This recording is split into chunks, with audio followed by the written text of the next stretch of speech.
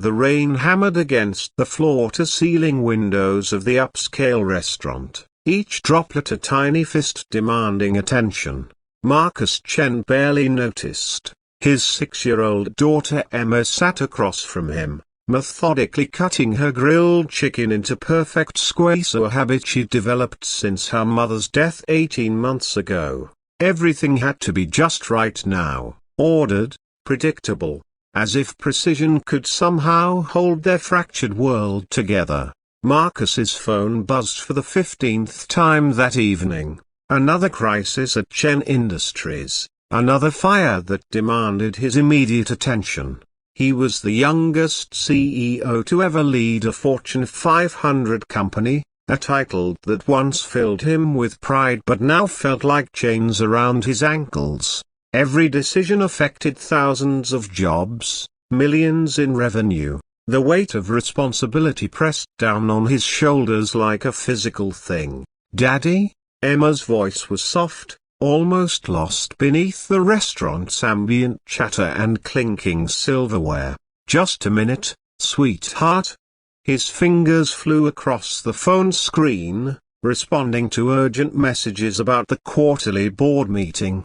3 major investors were threatening to pull out if he couldn't deliver the Henderson account by Friday. His assistant had already rescheduled this dinner twice. Emma set down her fork and pressed her small nose against the rain-streaked window. "Daddy, look." Marcus glanced up, irritation flickering in his chest. Outside, huddled beneath the restaurant's narrow awning, a woman sat with 2 children. She couldn't have been older than 25, her clothes soaked through despite her attempts to shield her kids from the downpour. The smaller child, a girl who looked about Emma's age, clung to her mother's side while an older boy, maybe 8, tried to use his thin jacket as an umbrella for all 3 of them. "They don't have anywhere to go," Em observed, her breath fogging the glass.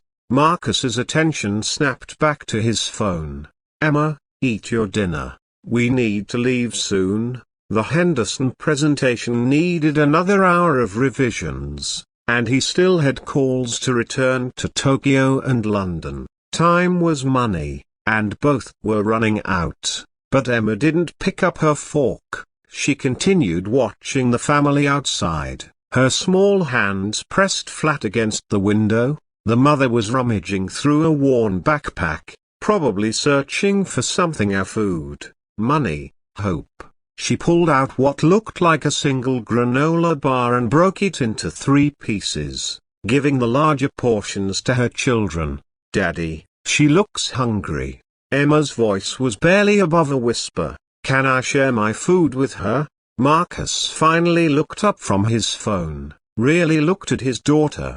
Emma's dark eyes, so much like her mother, were filled with something he'd almost forgotten existed in his corporate world: compassion, pure, uncomplicated human kindness.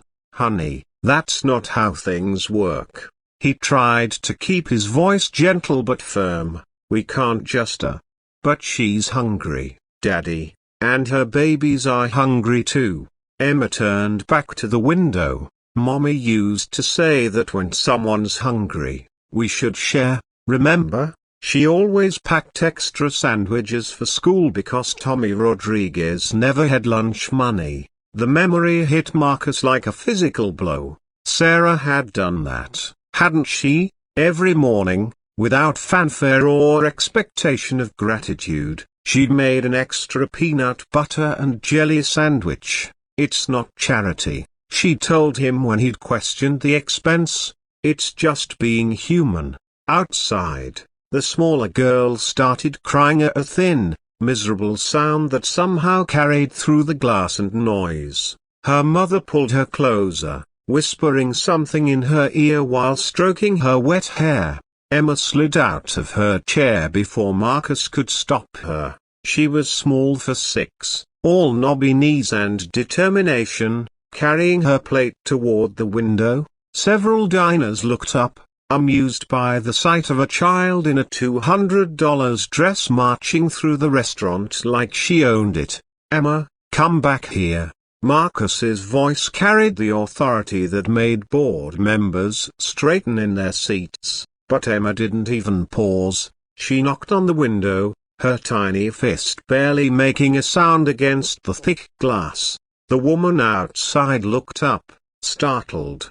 Emma held up her plate and pointed to the food, then gestured toward the family. The woman's face crumpled with something between gratitude and embarrassment.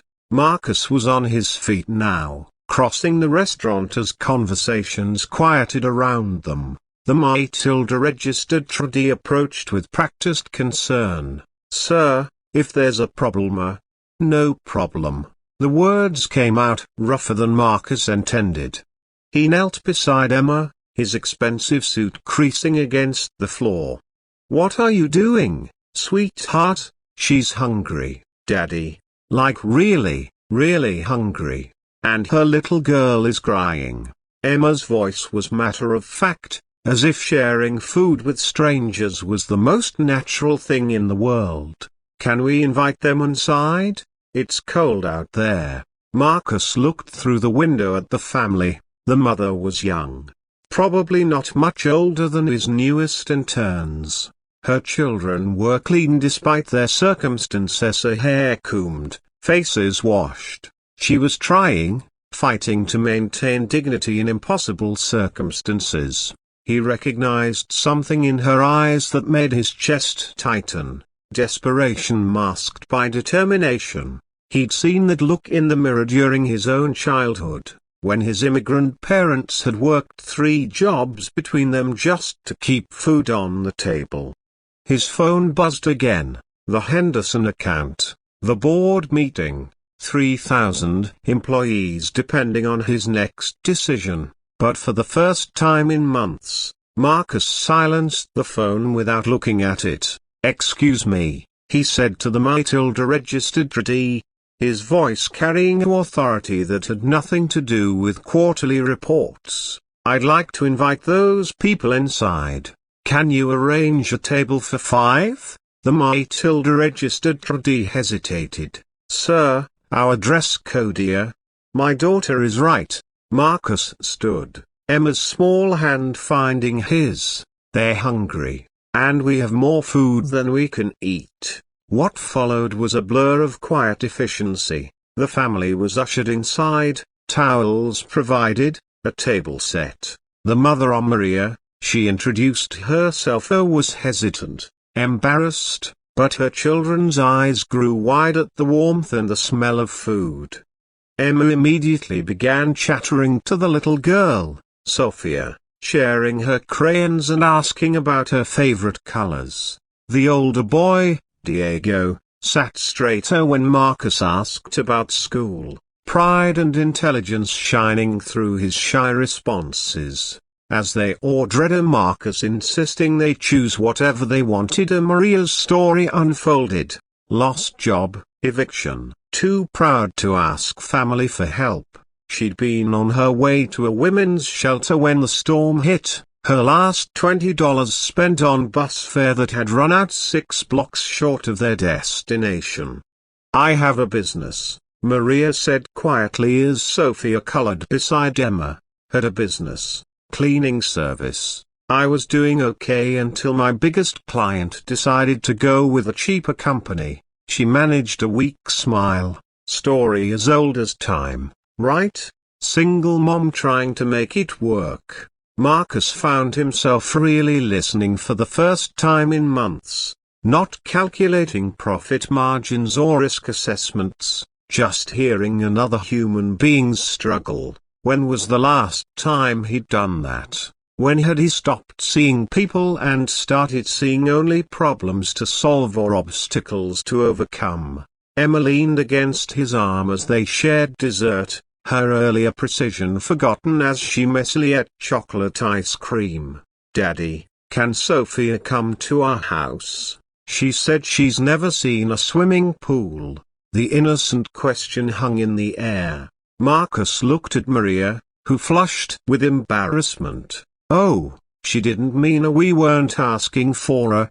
"I know," Marcus said gently. but maybe we can arrange something. He pulled out his business card, then thought better of it and grabbed a napkin instead, scribbling his personal number. I might have some work opportunities, and Emma seems to have made a friend. Later, after Marcus had arranged for the family to stay at a nearby hotel for the week and Emma had extracted promises from Sophia about future playdates, they sat in his car watching the rain slow to a gentle mist.